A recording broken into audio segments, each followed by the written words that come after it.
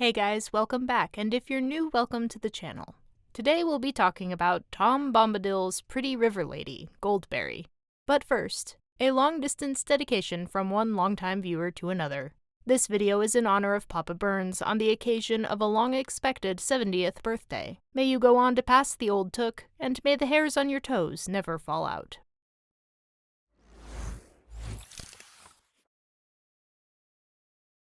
After their ill-conceived attempt to cut through the old forest outside Buckland, Frodo, Sam, Merry, and Pippin get lost, and nearly fall prey to the sinister Old Man Willow.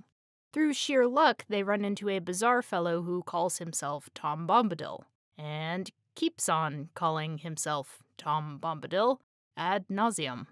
Tom rescues the hobbits, pacifies the Willow, and sets them on the path to his house, where, as he tells them, his pretty lady Goldberry is waiting. Upon entering Tom's house, the hobbits meet this pretty lady. Her long yellow hair rippled down her shoulders. Her gown was green as young reeds, shot with silver like beads of dew, and her belt was of gold, shaped like a chain of flag lilies, set with the pale blue eyes of forget-me-nots. About her feet, in wide vessels of green and brown earthenware, white water lilies were floating so that she seemed to be enthroned in the midst of a pool. She introduces herself as Goldberry, the daughter of the river, and together with Tom welcomes the hobbits in for dinner. The hobbits have a few more exchanges with her during their stay in the house under the hill, and meet her for the last time on the ridge above her home, where they share a final meal and bid her farewell. Though the party meets Tom again when he helps them escape the White Sparrow, they never see Goldberry again. And while Tom Bombadil is apparently known to Elrond, Gildor, and Farmer Maggot, and Gandalf says he plans to have a long talk with him after the quest's achievement, Goldberry never receives any further mention. Both during Tolkien's lifetime and after, the question of who or what Tom Bombadil is has remained popular with readers and scholars. While Tolkien offered some explanations for Tom's nature and identity, as well as definitively ruling out a few theories, his overall stance was that Tom was intended to be somewhat mysterious. As for Tom Bombadil, I really do think you are being too serious. Besides missing the point, he wrote in one letter.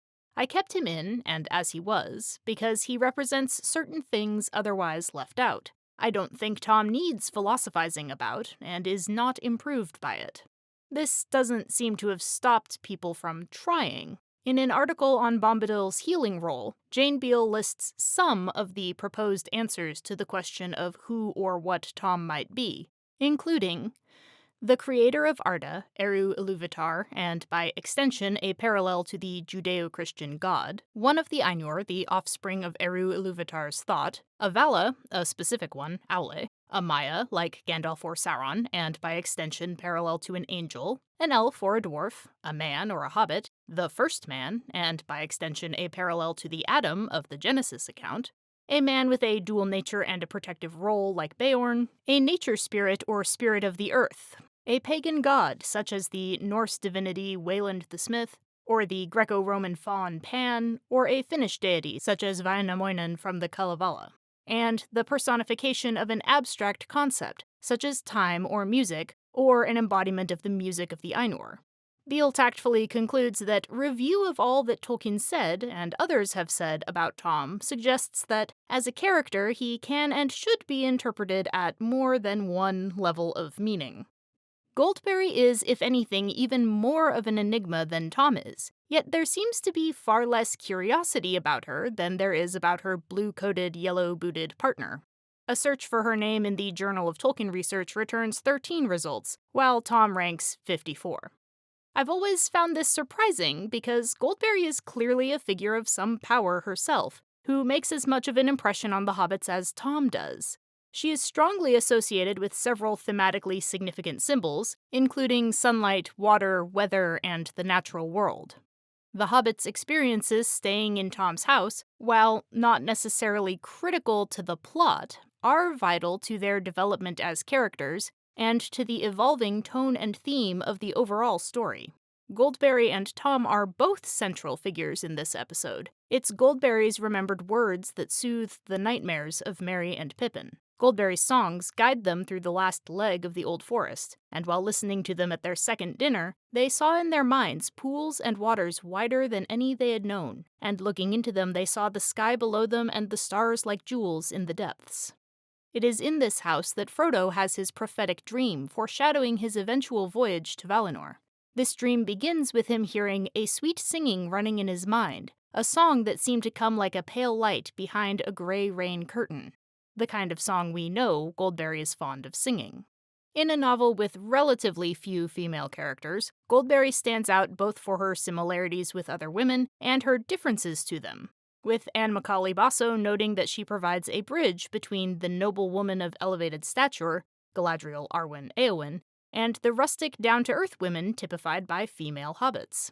In her physical appearance and hospitable role, she is particularly similar to Galadriel, who is among the most revered figures in the novel, and whose memory exerts critical influence over many characters in the latter part of the book. Moreover, Goldberry is clearly important to Tom, so any investigation into Tom Bombadil wouldn't be complete without some understanding of his bride, for whose sake he was gathering water lilies when the hobbits ran into him. In an article titled Investigating the Role and Origin of Goldberry in Tolkien's Mythology, Turin Jade Taylor points out, therefore the scholars who lightly dismiss Goldberry by conflating her with Bombadil or simply mentioning her in passing are overlooking another well-conceived piece of the puzzle that is Tolkien's intricate mythology. One of the major sources of information about Goldberry in the novel are Tom's comments on her. Before the hobbits even meet her, Tom describes her as his pretty lady, the river woman's daughter, slender as the willow wand, clearer than the water, and a merry yellow berry-o. He repeats several times that she is waiting for him, and seems to be in a big hurry to get back to her, and very anxious to safely deliver his white water lilies to her. He later speaks of this being an errand he dared not hinder, and explains that this batch of lilies is the last ere the year's end to keep them from the winter, to flower by her pretty feet till the snows are melted. Each year at summer's end I go to find them for her, in a wide pool deep and clear far down the Withywindle, the pool where he first found Goldberry long ago. He goes on to tell Frodo that after this last trip he won't be going past the pool again until Goldberry dances down the path to bathe in the water at the coming of spring.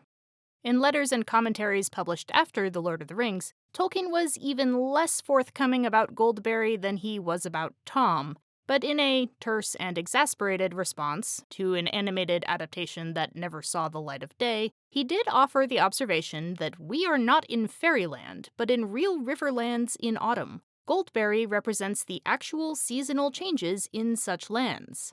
This fits well with Tom's description of her activities. She gives him the errand of collecting the last blooming lilies in autumn, nurtures them at her feet through the winter, and then returns to the pool herself in spring as the forest comes back to life. Tom calls the autumn rainstorm that delays the hobbit's departure Goldberry's washing day and her autumn cleaning. Further hints of Goldberry's history are found not in The Lord of the Rings or its appendices, but in a poem titled The Adventures of Tom Bombadil, one form of which was first published in 1934, well before the composition of The Lord of the Rings or even the completion of The Hobbit. It was later republished in 1962 in a collection of poems by the same name that Tolkien subtitled Verses from the Red Book. As usual, Tolkien is careful to give a pseudo-historical context for these poems, saying that the two concerning Bombadil evidently come from Buckland, and that this one at least likely predated the hobbits' encounter with him during their journey, and is made up of various hobbit versions of legends concerning Bombadil. According to this poem, Goldberry, the river woman's daughter, rose up from the Withywindle River to pull Tom into the water by his beard one summer day. She teases him and steals his beloved hat, which naturally Tom is not going to stand for. "You bring it back again, there's a pretty maiden," said Tom Bombadil. "I do not care for waiting. Go down, sleep again where the pools are shady, far below willow roots, little water lady." Back to her mother's house in the deepest hollow swam young Goldberry. But Tom he would not follow. On knotted willow roots he sat in sunny weather, drying his yellow boots and his draggled feather. The rest of the poem describes Tom facing other perils of his realm. The Willow Man, a family of badgers, and finally a wight, all of whom try to catch or hold Tom, and all of whom are repelled by his indomitable spirit and his verses. The poem remarks that none ever caught old Tom, but one day Tom, he went and caught the river daughter, in green gown, flowing hair, sitting in the rushes, singing old water songs to birds upon the bushes. He caught her, held her fast, water rats went scuttering, reeds hissed, herons cried, and her heart was fluttering. The poem recounts their merry wedding, with Tom exchanging his hat for a crown of buttercups, and Goldberry characteristically robed all in silver green, with a garland of forget-me-nots and flag lilies. It ends with Tom chopping willow sticks on his doorstep in the morning sun, while Goldberry combs her yellow tresses. But while the poem provides more details about the origins of Tom and Goldberry's relationship, it doesn't really help clarify the identity or nature of either Tom himself or his watery lady. If anything, it raises more questions, as it shows that Goldberry was not always as she appears to the hobbits in The Lord of the Rings. Moreover, this episode emphasizes her original distinctness from even her mysterious husband. As Taylor observes, despite what the scholarship that discusses Goldberry seems to suggest, Tolkien does not assert that she and Bombadil are the same kind of being, as linked as they may be otherwise. We can almost certainly rule out the possibility of her being a dwarf, and everything we've seen so far suggests she's neither a mortal woman nor an elf. Upon meeting her, Frodo stood as he had at times stood enchanted by fair elven voices, but the spell that was now laid upon him was different. Less keen and lofty was the delight, but deeper and nearer to mortal heart, marvelous and yet not strange. There's also that little fact of her apparently living in the river up until Tom woos her with his characteristic brio. And finally, she displays more than a hint of magical or spiritual powers. She seems to have insight into her guests' minds and hearts, and her singing seems to carry the same kind of powers that other wielders of enchanting song demonstrate in more explicitly magical circumstances. One possible way to shed light on the mystery of Goldberry is to trace the mythic and legendary creatures that inspired her creation. The character of Bombadil was famously inspired by a Dutch doll belonging to one of Tolkien's children, which another one of his children attempted to flush down the toilet, thus kicking off stories of Tom's many narrow escapes from drowning, with Tolkien coming to describe him as the spirit of the vanishing Oxford and Berkshire countryside shortly after the publication of The Hobbit. Goldberry can't be traced to so singular an incident, but her parallels with creatures and characters from real-world legends are numerous. Tolkien's interpretation of her as the embodiment of natural changes allies her with the order of classical demigods known as the Seasons, who perform a similar function. In her association with the Withywindle and her description as the River Daughter, she resembles a naiad, a patron goddess of a particular spring or river. However, in her playful but still alarming attack on Tom, she seems closer to more sinister water spirits: nixies, sirens, the Lorelei, and sinister mermaids.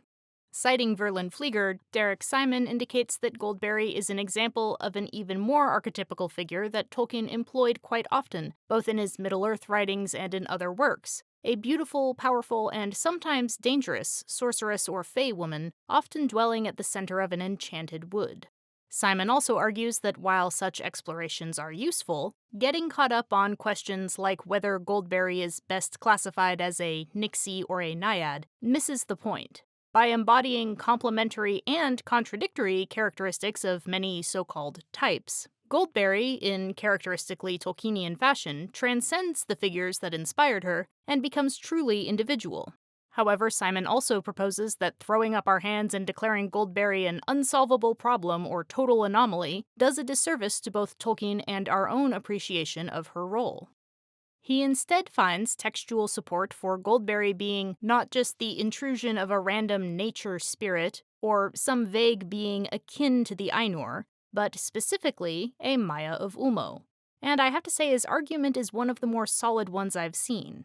Like Ulmo, whose name literally means the pourer, Goldberry and the sound of her song are repeatedly associated with the sound of falling water, be that the rain falling from the clouds or the fall of streams and rivers running toward the sea. Approaching her house, the hobbits hear her clear voice as young and ancient as spring, like the song of a glad water flowing down into the night from a bright morning in the hills, falling like silver to meet them.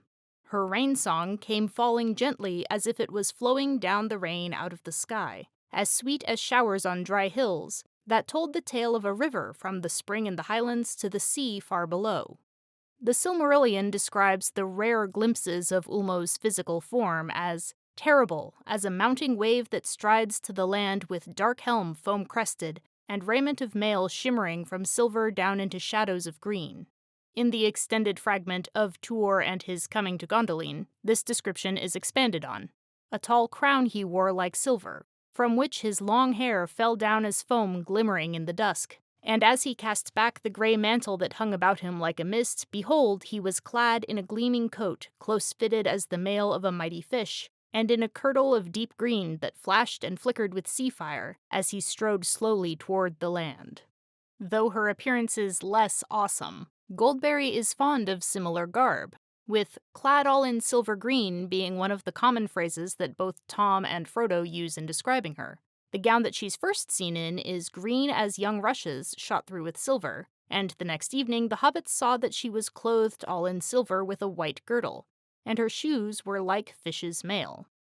The rippling spill of her bright hair evokes not only Ulmo's description, but that of one of his named Maiar, Uinen, whose hair lies spread through all waters under sky. Finally, in the expression of her power, Goldberry performs a similar function to Ulmo, albeit in a more narrowly defined sphere. For Ulmo remains mindful of the needs and sorrows of men and elves, and offers them guidance either in the music of the waters or through dreams and visions. Goldberry likewise literally guides the hobbits through the edge of the dark woods with her liquid song, and inspires both waking visions and significant dreams. Whether or not you find this account convincing, though, doesn't detract from Simon's broader point. No matter how isolated and untouched Tom and Goldberry might seem in the Old Forest, no matter how discordant or anomalous a note they may strike to some, they are best understood as a part of Middle-earth and its history, or, as Tolkien said, inhabitants not of fairyland but real riverlands, with a particular geography, its own unique perils and wonders, and subject to the workings of weather and seasonal change. At the Council of Elrond, the elves admit that Tom could hold out for a very long time against the power of Sauron, but conclude that even he is as much at risk as the Shire or Rivendell. I think that in the end, if all else is conquered, Bombadil will fall, last as he was first, and then night will come. Therefore, the literary role Goldberry plays in The Lord of the Rings is arguably more important to an understanding of her character than any speculation about her mythic origins both within Middle-earth and beyond it. Considering Goldberry in isolation as part of the chapters set in the territory between the Shire and Bree, we see her specific functions all support the multifaceted transition that takes place at this point. Taylor and L. Eugene Startzman both see Goldberry as reawakening the hobbits' love for the beautiful and bountiful aspects of nature after their close calls in the inhospitable and dangerous forest. Startzman says Goldberry's task in the story is to be an instance of the goodness and joy inherent in creation, and to point the way to that reality for the hobbits. Taylor says the spiritual refreshment she provides allows the hobbits to let go of their naivete but not their love and innate joy in the world, and to continue on their journey having learned important lessons that will serve them well throughout The Lord of the Rings. In identifying her as a woman that is both awe-inspiring and reminiscent of the rustic maids and housewives familiar to the hobbits, Basso says Goldberry paves the way for them to accept and appreciate spectacular female figures like Galadriel, Arwen, and Éowyn, and Goldberry shares several features with Galadriel in particular, affecting her guests in comparable ways.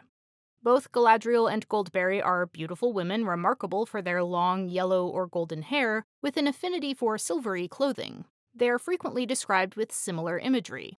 The whole city of Caryscalathon is replete with the same green, gold, and silver seen in the descriptions of Goldberry, and is permeated by the sound of running or falling water. At their first appearance, both Galadriel and Goldberry rise from their seat surrounded by living vegetation, lilies for Goldberry, a great tree for Galadriel, welcome their guests, look in their faces to discern something of their character, and finally comfort them by telling them to sleep peacefully, untroubled by outside threats. Both make a strikingly similar gesture against the darkness and danger beyond their sanctuary. After Goldberry introduces herself, lightly she passed them, and closing the door, she turned her back to it, with her white arms spread out against it. "Let us shut out the night," she said. Telling Frodo of her strivings against Sauron, Galadriel says, "He gropes ever to see me and my thought, but still the door is closed." She lifted up her white arms and spread out her hands toward the east in a gesture of rejection and denial. The abashment the hobbits feel when greeting Goldberry prefigures the shame members of the Fellowship feel at being tested by Galadriel, whose mirror and phial associate her with the connected symbols of water and insight shown by Goldberry. Both characters facilitate visions in their guests, along with inspiring some of them to spontaneous poetic outbursts. In Sam's description of Galadriel to Faramir, he emphasizes that her beauty aspires both awe and affection, sometimes like a great tree in flower, sometimes like a white daffodilly, small and slender-like, proud and far off as a snow mountain, and as merry as any lass I ever saw with daisies in her hair in springtime. This is an elevated and intensified articulation of Goldberry's properties, young and yet ancient, marvelous yet familiar, a figure of reverence and otherworldly beauty who is yet a hospitable hostess, who helps her husband set out and clear away meals and reminds him to take thought for such practicalities as showing their guests where to wash up. One moment, the hobbits feel as timid looking at her as if they had come upon a fair young elf queen clad in living flowers. The next moment, she sprang lightly up and over the lily bowls and ran laughing toward them. Both women meet their departing guests on their outbound road to share a final meal and words of guidance and encouragement, and the final glimpse we have of each woman as the travelers pass her borders is described in similar terms. As the hobbits set out for the Barrow Downs, turning back when they reached the bottom of the green hollow, they saw Goldberry now small and slender like a sunlit flower against the sky. She was standing still watching them, and her hands were stretched out towards them. As they looked, she gave a clear call, and lifting up her hand, she turned and vanished behind the hill. Later, sailing down the Anduin, the Fellowship looks back at Galadriel standing on the bank. Soon the white form of the lady was small and distant. She shone like a window of glass upon a far hill in the westering sun, or as a remote lake seen from a mountain, a crystal fallen in the lap of the land. Then it seemed to Frodo that she lifted her arms in a final farewell, and far but piercing clear on the following wind came the sound of her voice singing. Suddenly the river swept round a bend, and the banks rose upon either side, and the light of Lorien was hidden. From these parallels, it is clear that their resemblance is more than accidental. However, they are far from identical, and many would consider Galadriel the more active or powerful character, certainly the more influential one. As I said earlier, Goldberry is never seen or even mentioned again after the hobbits take their leave of her. Galadriel, on the other hand, is repeatedly referenced through the remainder of the book by many characters, and makes personal appearances toward the story's end. Tom's realm in the Old Forest and Lothlorien are both secluded regions, but Lorien certainly seems to be more deeply involved in outside affairs. While Tom is both indifferent to the One Ring and, according to the elves, wholly unsuited to guard it, Galadriel wields Nenya in direct contest against Sauron, and eventually earns the distinction of overcoming the One Ring's temptation. And of course, Galadriel overshadows her husband Celeborn to nearly the same degree that Goldberry is overshadowed by Tom, no matter how adoring he may be. But just as she should not be dismissed as Tom Bombadil's wife, Goldberry should not be discounted as a mere prelude to the truly interesting character of Galadriel. Each informs our understanding of the other, and each has her distinct role to play in the story. Galadriel may wield more direct influence over events outside her realm, but she's also more immediately vulnerable to their effects. Lothlorien may be the more heavily enchanted forest, but it is also doomed to pass away when the power of the rings fail. While Tom Bombadil predates not only the rings, but apparently the elves themselves, and his household seems perfectly capable of outlasting them. While readers and characters typically consider Galadriel more memorable than Celeborn, Galadriel herself describes him as at least her equal, accounted the wisest of the elves of Middle-earth and a giver of gifts beyond the power of kings. Meanwhile, no discussion of Tom Bombadil is really complete without observing the reverence in which he holds his riparian bride, or the alacrity with which he runs errands on her behalf. Finally, though characters like Sam and Gimli are nearly consumed by their admiration for Galadriel, Frodo has a somewhat more complicated experience of her. As a fellow ring-bearer and greatly matured from the timid, naive hobbit he started out as, Frodo comes to see Galadriel as more of an equal. She says she cannot hide her ring from him, and when he offers her the one, she ruefully remarks, "Wise the Lady Galadriel may be, yet here she has met her match in courtesy. Gently are you revenged for my testing of your heart at our first meeting. You begin to see with a keen eye." After her rejection of the ring, Frodo sees her as shrunken, a slender elf woman clad in simple white, whose gentle voice was soft and sad. From this point on, in the words of Startsman, she has become for Frodo what she will be once his quest is complete. Frodo certainly continues to respect Galadriel and calls on her memory as a source of inspiration, but by the end of his stay in Lorien, Frodo is no longer as overawed by her as he had been by Goldberry, in whose house he had his first experience of transcendent beauty, and where he experienced a truly prophetic vision of his ultimate fate, the journey west over the sea, that Galadriel herself could only hint at in her Song of Farewell. Startsman claims the difference between Goldberry and Galadriel is the difference between permanence and mutability, the difference between rest and motion, stasis and action. However, this observation doesn't fully represent the nuances of their situations. After all, it's a truism that the only real constant in life is change. Goldberry, in one sense the literal personification of the seasons, who emerged from an ever-flowing river, lacks the embalming power by which the land of Lorien is preserved, unmarred and unstained, against the encroaching threat of Sauron. Yet by embracing the cycles and ambiguities of nature itself, Goldberry has invested her power into something more lasting, while Galadriel must grieve the inevitable end of all that she's worked for, an end made necessary by the elves' desire to halt the process of change in the first place. Through their embrace of seasonality, Goldberry and Tom are, to all appearances, in a position to continue their lives together as long as the cycles of nature continue. Galadriel, along with the rest of the High Elves who accepted the power of the rings, faces the loss of her realm and the fading of her power, such that her only remaining hope is to sail into the west, removing herself from the ravages of time in the bent world, enduring the stasis and diminishment of remaining Galadriel until the end of days. In another paradox, my final consideration of Goldberry's unique role in the story leads us back to where we started, with the question of Tom Bombadil's identity. While she can't be equated to Tom, it's nonetheless true that Goldberry and Tom are in some ways defined by each other. Tom, we might recall, is a spirit of inquiry. His fearlessness means that not only can he elude the grasp of potential captors, including Goldberry, but can in fact catch them in turn. And he becomes master precisely because he has no fear, and no desire of possession or domination at all. He merely knows and understands about such things as concern him in his natural little realm. In the same letter where he said Tom didn't need to be philosophized about, Tolkien concedes that he is an exemplar, a particular embodying, of pure, real, natural science, the spirit that desires knowledge of other things, their history and nature, because they are other, and wholly independent of the inquiring mind. A spirit coeval with the rational mind, and entirely unconcerned with doing anything with the knowledge. Zoology and botany, not cattle breeding or agriculture. He adds even the elves hardly show this, they are primarily artists.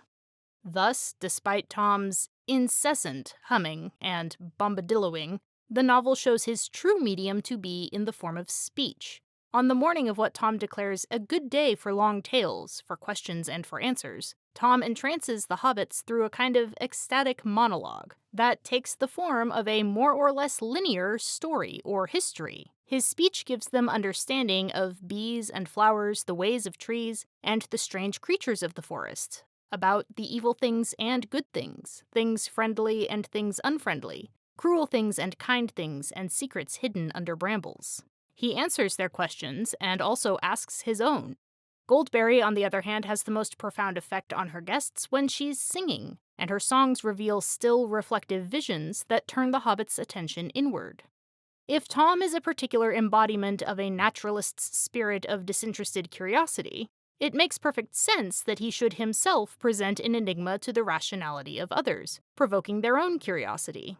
Thus, not only readers but the hobbits themselves repeatedly and directly ask who he is, receiving only tautologies in answer. Goldberry's answer to the question, "Who is Tom Bombadil?" is that he is. When asked the same thing, Tom says, "Don't you know my name yet? That's the only answer." because for such a spirit, that is the only possible answer. Raw curiosity of this kind can only be answered with direct observation of the individual particular subject. Anything else, including attempts to classify, generalize, or interpret, would be unscientific in the narrow sense of science that Tolkien is here describing.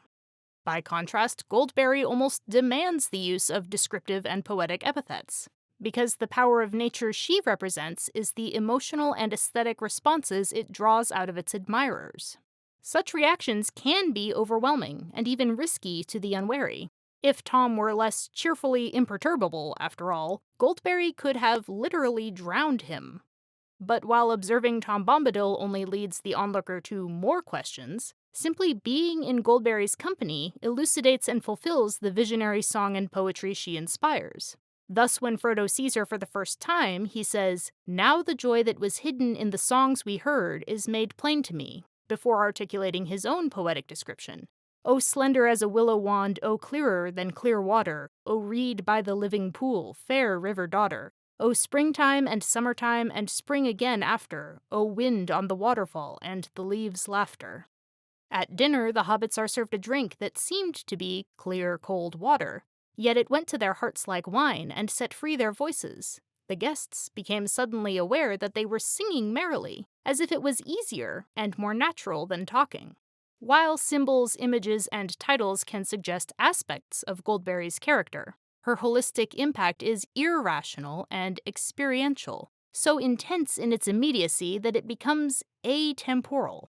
Such a quality is necessarily subjective, relational, and mutable, and it's also, again by definition, difficult to articulate, at least in its entirety. Only imperfectly can characters anticipate it or meaningfully reference or recall it once it has passed. So while Goldberry is not mentioned again after the Hobbit's transformative encounter with her, that shouldn't diminish her significance. Indeed, in this case, due to the quality of that encounter, it may actually be a sign of her potency. If you enjoyed this look at a pretty lady clad in silver green, let your cursor alight on the like button as delicately as a falling water lily. Subscribe for a cascading torrent of additional Bombadilian exposition. And if you're still not satisfied, you can check out my Patreon using the link below.